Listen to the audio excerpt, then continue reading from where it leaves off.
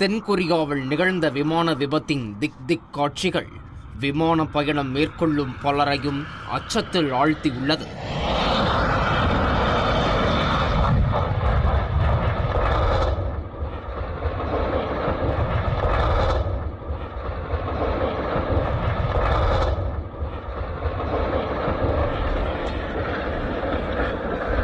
Jeju ஏர் நிறுவனத்தின் விமானம் ஒன்றில் 175 பயணிகள், 6 விமான பணியாளர்கள் உட்பட சுமார் 181 பேர் பயணித்துள்ளனர். தாய்லாந்தில் இருந்து தென்கொரியா நோக்கி வந்த விமானம் போயிங் நிறுவனத்தால் தயாரிக்கப்பட்ட விமானம் என கூறப்படுகிறது.